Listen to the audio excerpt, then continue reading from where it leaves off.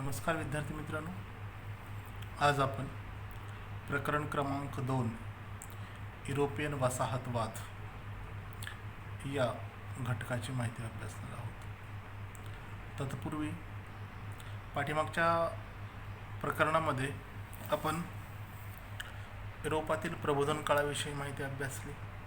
त्याचबरोबर युरोपमध्ये विज्ञानाचा कसा विकास झाला आणि विविध क्षेत्रामध्ये वैज्ञानिक शोध लागले आणि या शोधाची उपयोगिता किंवा या शोधाची मदत युरोपमध्ये विज्ञानाचा विकास होण्यामध्ये आणि त्याचबरोबर औद्योगिक क्रांतीमध्ये त्याची मदत झाली. त्याचबरोबर भौगोलिक शोध लागले आणि ते भौगोलिक शोध कुणी लावले याबद्दलची आपण माहिती अभ्यासली. म्हणजे एकंदरीतच तंत्रज्ञानामध्ये झालेली प्रगती, तांत्रिक शोधामुळं औद्योगिक क्रांतीला झालेली मदत आणि औद्योगिक क्रांतीच्या मदतीला आणखीन एक घटक मदतीस धावून आला किंवा आणखीन एका घटकाची मदत झाली, तो म्हणजे भौगोलिक शोध. आणि ह्या भौगोलिक शोधाचा फायदा झाला की नवीन सागरी मार्गांचा शोध लागला आणि सागरी मार्गांच्या शोधामुळं युरोपियन राष्ट्रांनी नवीन देशांचा शोध लावला आणि तिथं आपला व्यापार चालू केला. म्हणजे या दोन्हींचा मदत ही औद्योगिक क्रांती झाली आणि औद्योगिक क्रांतीमुळं मोठ्या प्रमाणामध्ये बाजारपेठा निर्माण झाल्या आणि युरोपियनांचा व्यापार चालू झाला आणि व्यापाराच्या माध्यमातून त्या ठिकाणी आर्थिक राष्ट्रवाद उदयास आला आणि आर्थिक राष्ट्रवादाच्या मुळं मोठ्या प्रमाणामध्ये युरोपियन लोकांना आपल्या वसाहती निर्माण कराव्या लागल्या आणि त्या वसाहतीच्या माध्यमातून त्यांनी आपला व्यापार वाढवला आणि त्याचबरोबर आपलं आर्थिक आणि राजकीय सामर्थ्य निर्माण केलं आणि याच्यातून वसाहतवादातूनच पुढे जाऊन साम्राज्यवाद उदयास आला आणि साम्राज्यवाद पूर्ण युरोपियनचा इतर राष्ट्रांवरती निर्माण झाला.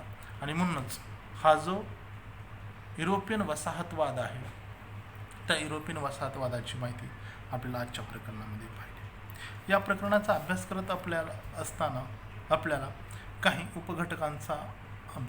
उपघटकांच्या माध्यमातून या प्रकरणाचा अभ्यास करणार आहोत. तर या प्रकरणामधील पहिला उपघटक आहे 2.1 वसाहतवाद आणि त्या वसाहतवादाचा अर्थ व त्या वसाहतवादाचं स्वरूप.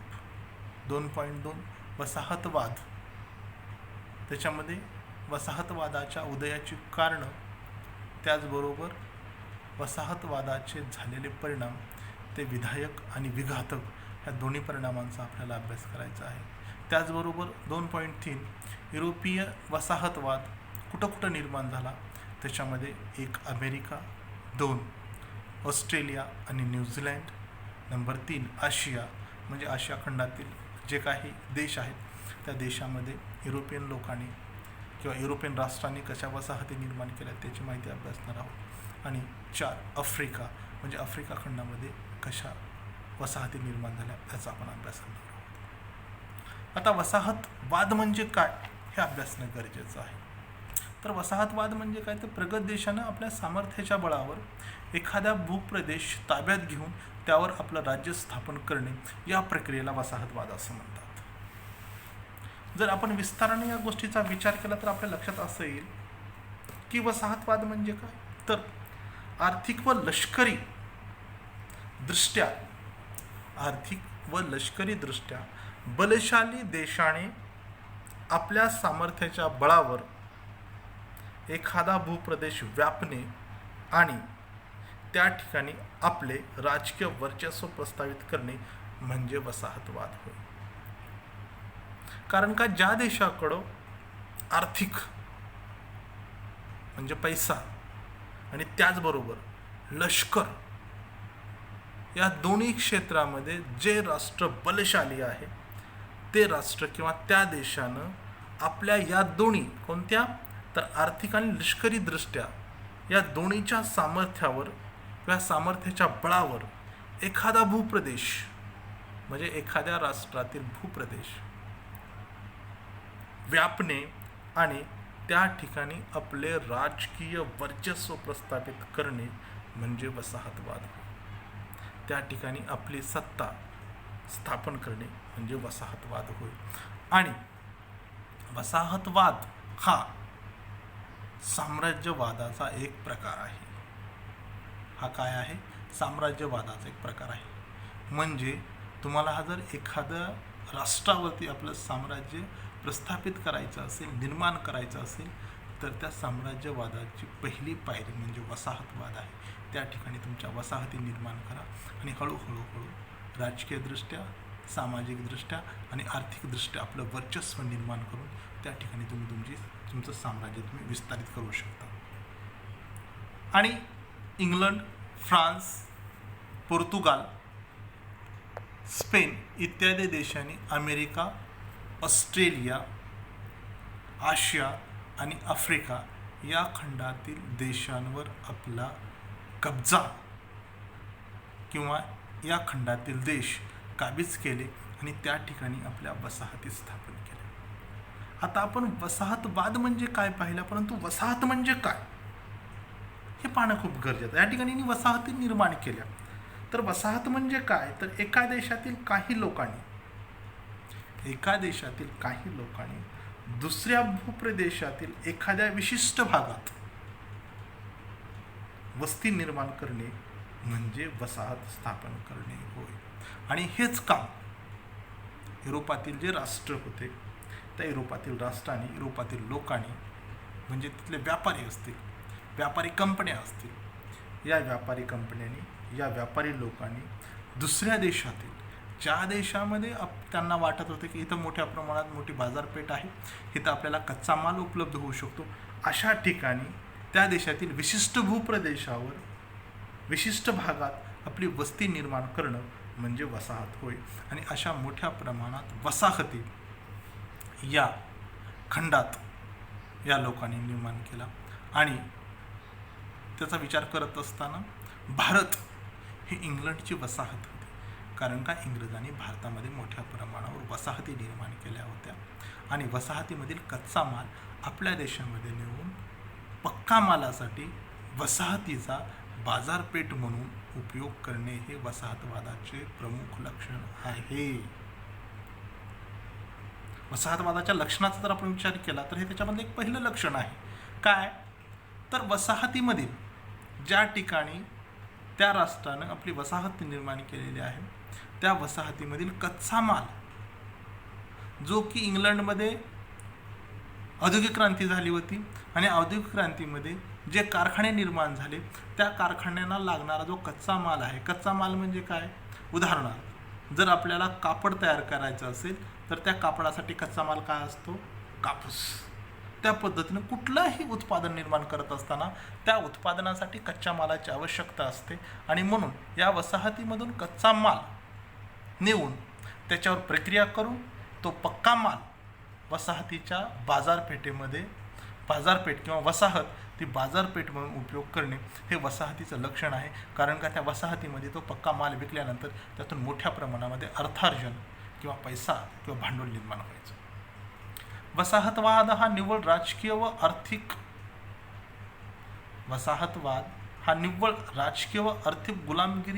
गुलामगिरीच निर्माण करतो असे नसून तो मानसिक गुलामगिरी सुद्धा निर्माण करतो, हे एक त्याचं लक्षण आहे.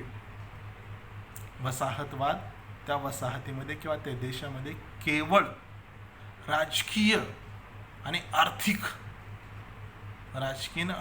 गुलामगिरी म्हणजे बघा, राजकीयदृष्ट्या त्या देशातील लोकांना गुलाम बनवणं, त्यांचे सेवक बनवणं, आर्थिकदृष्ट्या गुलाम बनवणं म्हणजे काय, तर आपल्या जी उत्पादनं आहेत ती आपली उत्पादनं त्या बाजारपेठेमध्ये विकणं किंवा त्या लोकांना ती आपली उत्पादनं विकत घेण्यास मजबूर करणं किंवा त्यांच्यास भाग पाडणं म्हणजे ती आर्थिक आणि राजकीय गुलामगिरी होती.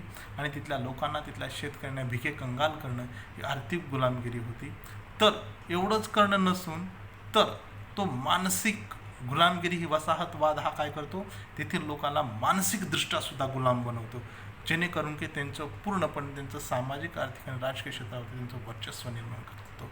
म्हणून वसाहतवादी देशांची जी वंशश्रेष्ठत्वादाची जी विचारसरणी आणि वागणूक आहे, त्यामुळे वसाहतीतील लोकांच्या मनामध्ये न्यूनगंड निर्माण झाला. वसाहतीतील लोकांमध्ये काय झालं, त्यांना मानसिकदृष्ट्या गुलाम बनवलं, त्यांच्यामध्ये न्यूनगंड निर्माण केला. कसा न्यूनगंड निर्माण केला, तर वंशश्रेष्ठत्वाची जी विचारसरणी आहे आणि वागणूक आहे, त्यांना हीन दर्जाची वागणूक देणं, त्यांना दुय्यम दर्जाची वागणूक देणं, त्यांना त्यांच्यापेक्षा तिथले स्थानिक लोक कसे वांशिकदृष्ट्या कनिष्ठ आहेत हे त्यांना त्यांच्यावरती भेदभाव करणं, याच्या विचारसरणीतून त्यांना वागणूक देणं आणि त्या वागणुकीमुळं वसाहतीतील लोकांच्या मनामध्ये खरंच साहजिकपणे न्यूनगंड निर्माण झाला आणि हे लोक त्यांना दगून आले. त्यांना स्वतःच्या इतकंच नाही तर त्या लोकांना स्वतःच्या संस्कृती आणि इतिहासाबद्दल कमीपणा वाटायला लागला. कारण का, आणि त्यांच्या मनावरती बिंबवलं की तुमची संस्कृती अप्रगत आहे, तुमची संस्कृती रानटी आहे, तुमच्याकडे विज्ञान नाही आहे, त्यामुळं तुम्ही अविकसित आहात, तुम्ही एकदम मागासलं जीवन जगताय, तुमच्या इतिहासाला तुमच्याकडे इतिहास नाही आहे. आणि ह्या कमीपणा त्यांना, ह्या सगळ्या गोष्टीत त्यांना कमीपणा वाटायला आणि त्याचा परिणाम असा झाला की वसाहतीमधील लोकांचा आत्मविश्वास नष्ट झाला आणि इंग्लंडनं हे काम केलं. आणि इंग्लंडने एका शतकात एवढा, आणि याच्या जोरावर इंग्लंडनं ह्या नीतीचा वापर करून इंग्लंडनं एका शतकामध्ये एवढा साम्राज्य विस्तार केला की त्यांच्या साम्राज्यावरील सूर्य मावळत नव्हता असं म्हटलं जायचं, की त्यांच्या साम्राज्यात सूर्यच मावळत नव्हता असं म्हटलं जायचं. कारण का, तर जगातील आशिया, आफ्रिका आणि अमेरिका त्याचबरोबर ऑस्ट्रेलिया या चारही खंडामध्ये ब्रिटिशांचं साम्राज्य विस्तारलं होतं. जर आपण भूगोल अभ्यासला आपल्या लक्षात येतं की ऑस्ट्रेलिया असेल, आफ्रिका असेल, अमेरिका असेल किंवा आशिया असेल, या खंडामध्ये वेळ समांतर नाही, तर कधी इकडं रात्र असते तर कधी अमेरिकेमध्ये दिवस असतो. या अर्थानं त्यांचं साम्राज्य इतकं विस्तारलं, त्यांच्या साम्राज्याचा सूर्यच मावळत नव्हता. आणि हे साम्राज्य विस्तारल्यामुळं ह्या नीतीचा वापर करून ते साम्राज्य त्यांनी विस्तारित केलं होतं.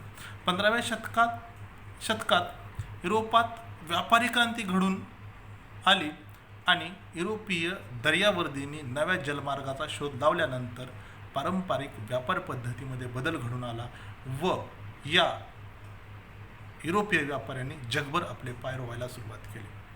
असं का झालं, तर युरोपातील जे आपण पाठीमागच्या प्रकरणामध्ये पाहिलं की भौगोलिक शोध आणि शोधक, तर ह्या सगळ्या युरोपातील शोधकांनी किंवा दर्यावर्दींनी जलमार्ग शोधून काढले आणि जलमार्गाचा शोध लावल्यामुळं जी पारंपरिक पद्धतीची व्यापारी पद्धत होती त्या व्यापारी पद्धतीमध्ये बदल घडून आला आणि यामुळं युरोपियन व्यापाऱ्यांनी जगभर आपले पाय रोवले. म्हणजे की जगभर त्यांनी आपला व्यापार काय केला, मजबूत केला. आणि व्यापार मजबूत केल्यामुळं त्यांचं आर्थिकदृष्ट्या ते सबल झाले आणि आर्थिकदृष्ट्या सबल झाल्यामुळं साहजिकच त्यांनी आपले राजकीयदृष्ट्यासुद्धा त्यांनी आपले काय केले, विस्तार करायला सुरुवात झाला आणि याच्यातूनच साम्राज्यवाद. आता आपण याच्यामधला जो पहिला घटक आहे तो अभ्यासणार, तो म्हणजे वसाहतवाद, अर्थ आणि त्याचं स्वरूप.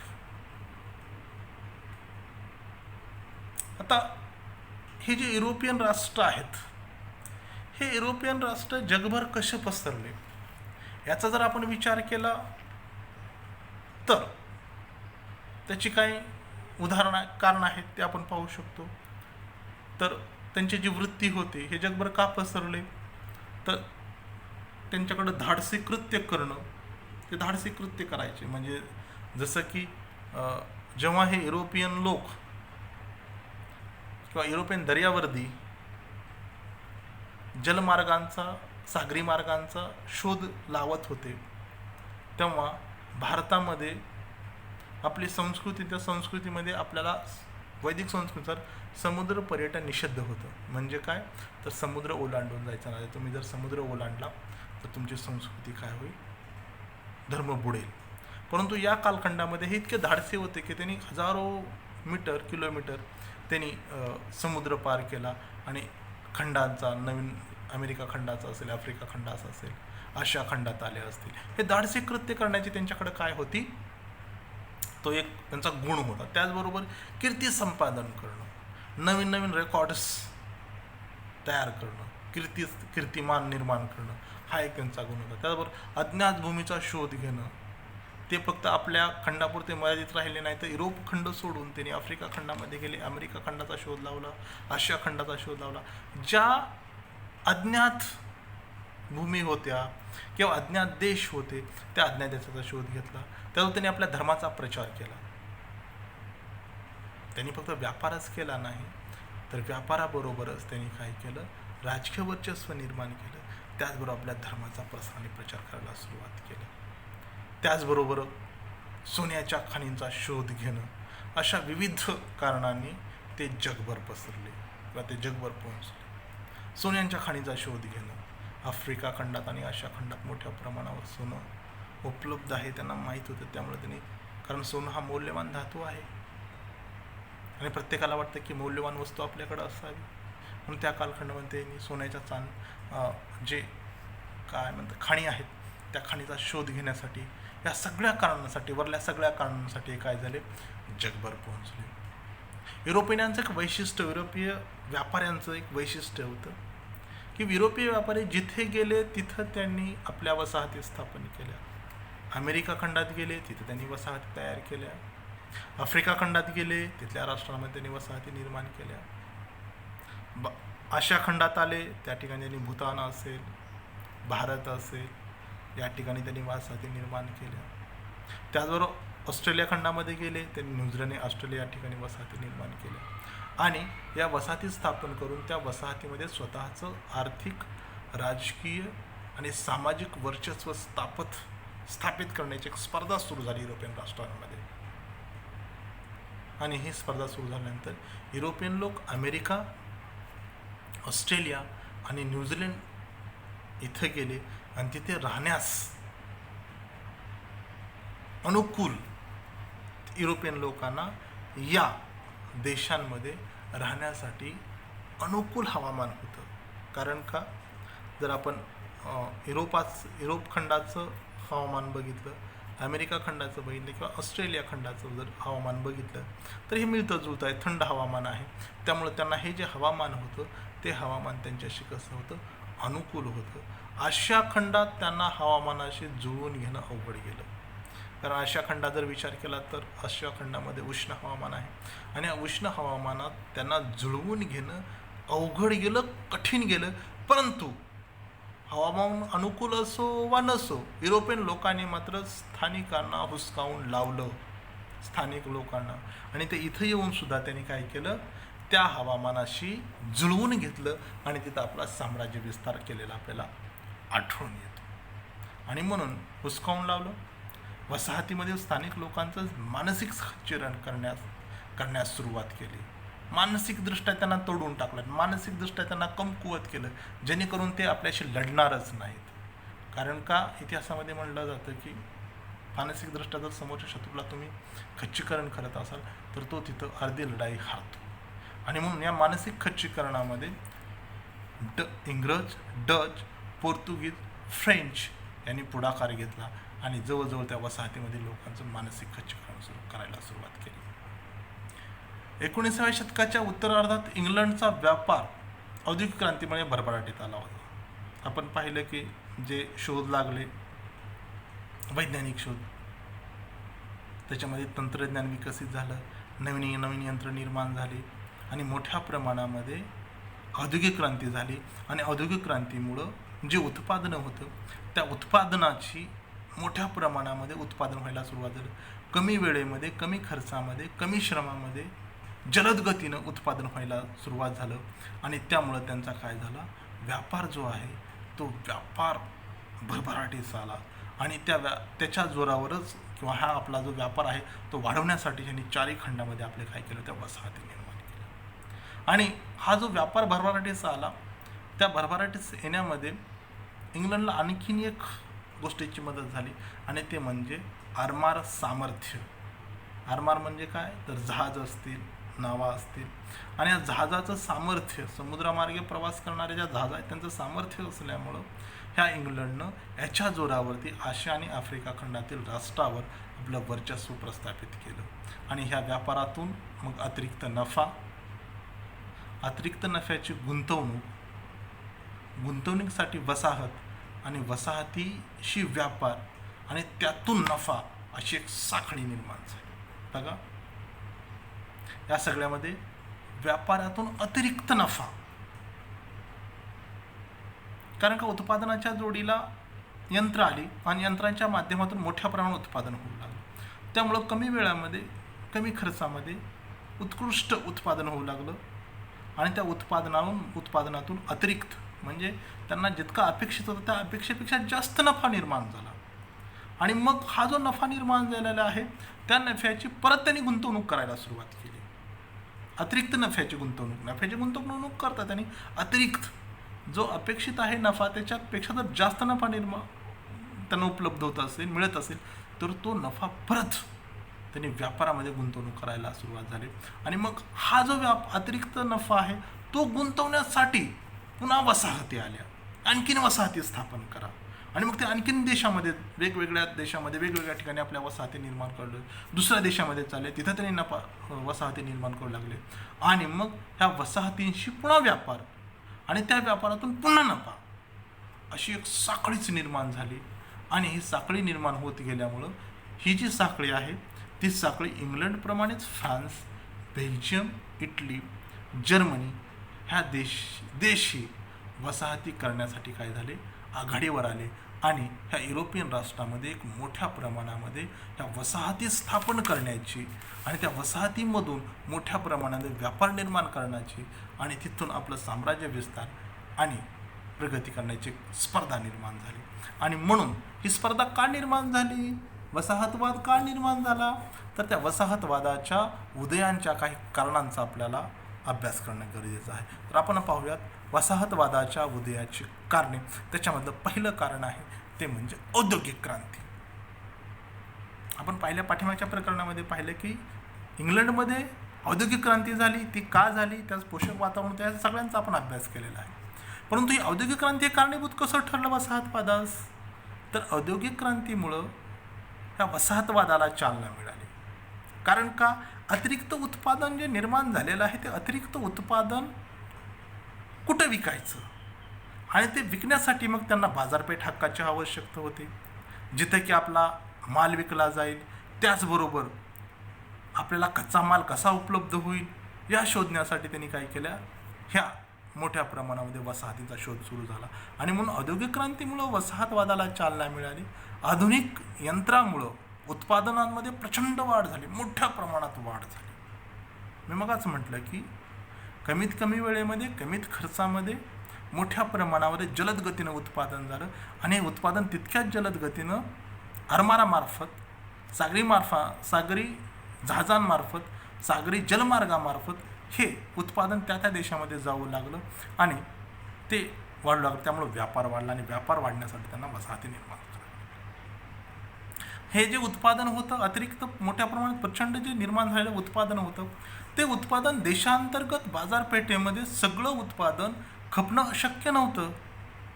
समजा इंग्लंडमध्ये ते उत्पादन निर्माण होतं तर इंग्लंडमधल्या बाजारपेठांमध्ये ते खपणं शक्य नव्हतं.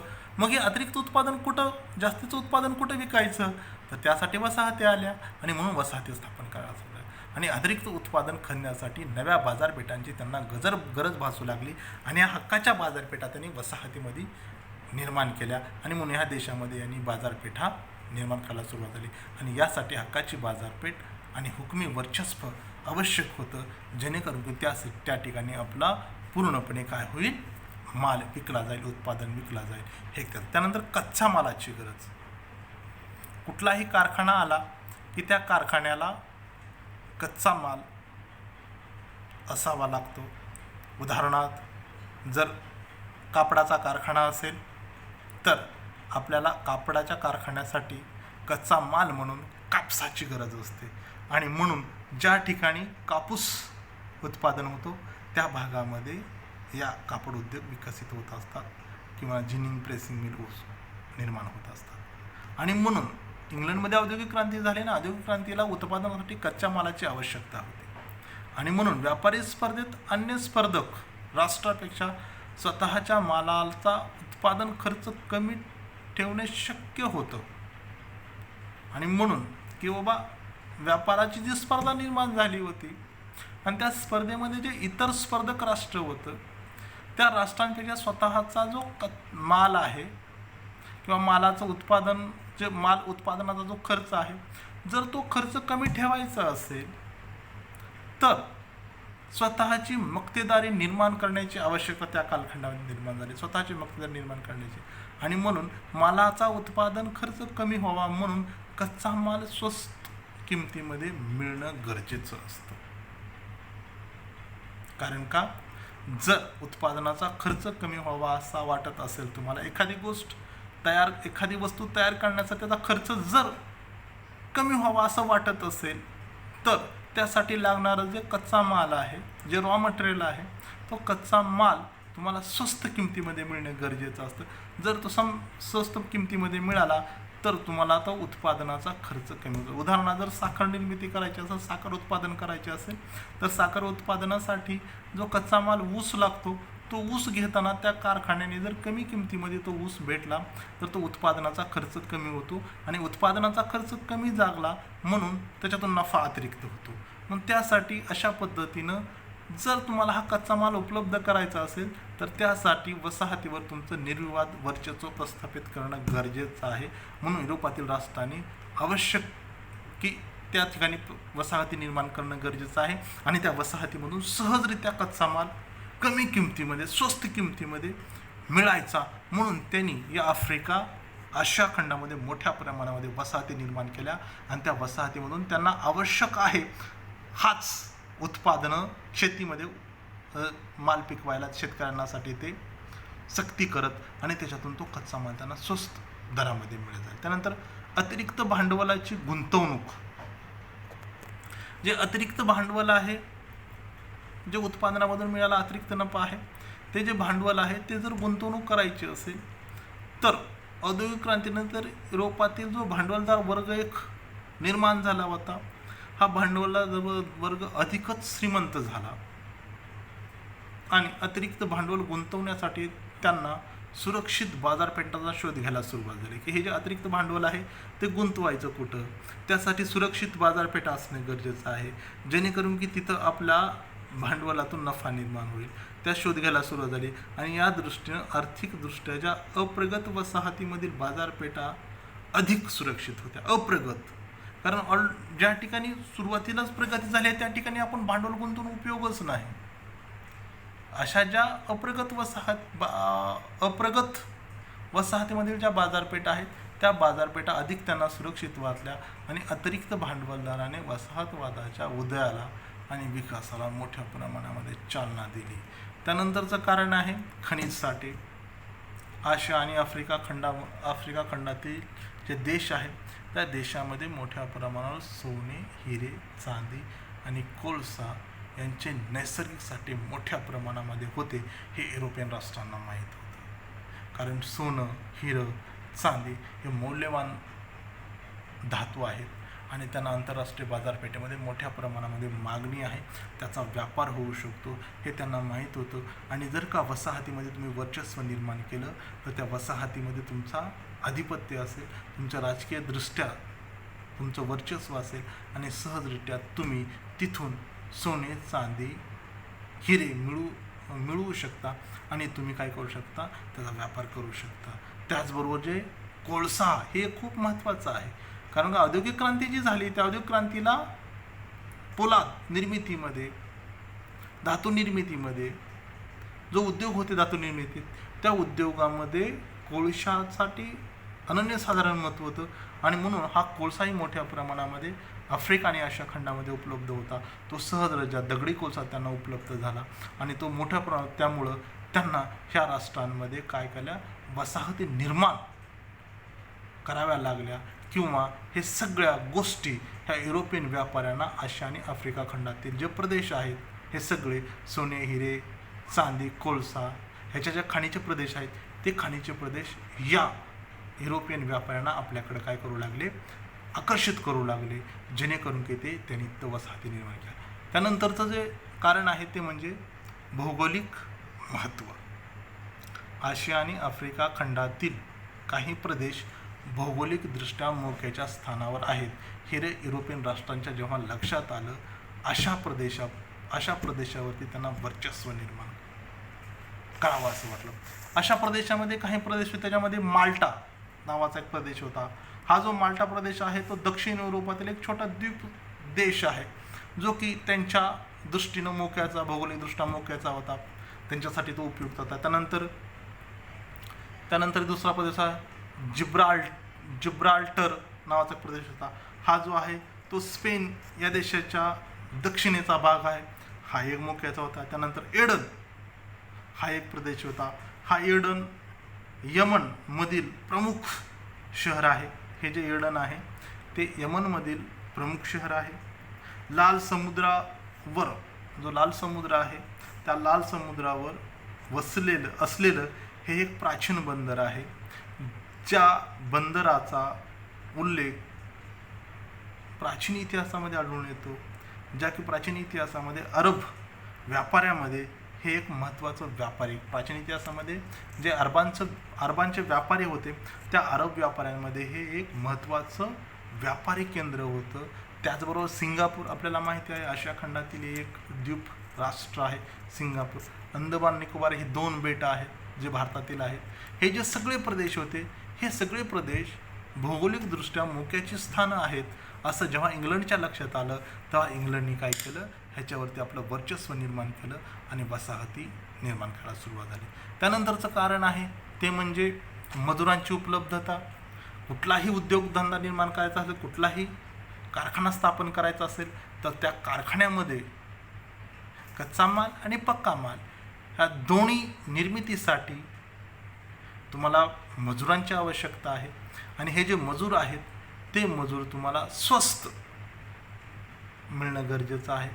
त्यांना त्यांच्या कामासाठी किंवा त्यांच्या श्रमासाठी जास्त मोबदला देण्याची गरज भासू नये अशा पद्धतीचं तुम्हाला मजूर मिळणं गरजेचं आहे. आणि म्हणून युरोपीय व्यापाऱ्यांना मोठ्या प्रमाणावर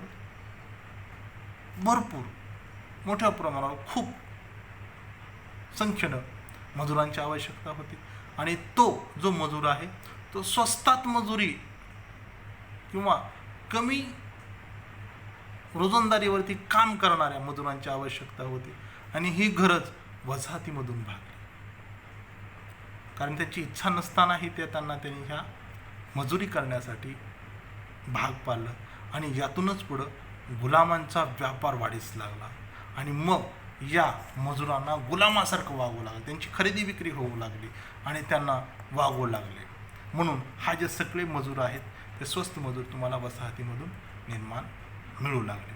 आणि शेवटचं कारण आहे ते म्हणजे वंशश्रेष्ठत्वाची कल्पना. आफ्रिका आणि आशिया खंडातील जनतेला सुसंस्कृत करण्याची जबाबदारी आपणावर अशी भूमिका वसाहतवाद्यांनी घेतली की बाबा आफ्रिका आणि आशिया खंडातील जे लोक आहेत ते खूप मागास आहेत, त्यांची संस्कृती रानटी आहे आणि त्यांना सुसंस्कृत करण्याची जबाबदारी आमच्यावर आहे अशी युरोपियन वसाहतवाद्यांनी भूमिकाच घेतली. त्यांनी स्वतःशीच ठरवलं की आता ह्यांना काय करायचं, सुसंस्कृत करायचं, यांना जगाबरोबर आणायचं. आणि या भूमिकेतून या लोकांनी काय केलं, इथं ह्या 2 खंडामध्ये ख्रिस्ती धर्माच्या प्रसाराला चालना दिली गेली आणि यातूनच वसाहतवाद अधिकाधिक वाढत गेला. अशा पद्धतीनं या वसाहतवादाची कारणं आहेत. आणि ह्या वसाहतवादाच्या कारणांमुळे पूर्णपणे युरोपियन राष्ट्रांमध्ये ह्या वसाहतवादाची किंवा वसाहती निर्माण करण्याची स्पर्धा निर्माण झाली. आणि वसाहतवादातूनच पुढं साम्राज्यवाद विस्तारत गेला. अशा पद्धतीने ह्या वसाहतवादाची कारणं पाहिली. आता ह्या ज्या वसाहतवादाचे जे परिणाम झाले, मग चांगले आणि वाईट जे काही परिणाम झाले त्या परिणामांची माहिती आपण उद्याच्या तासिकेमध्ये अभ्यासणार आहोत. आज आपण इथं थांबूया. धन्यवाद.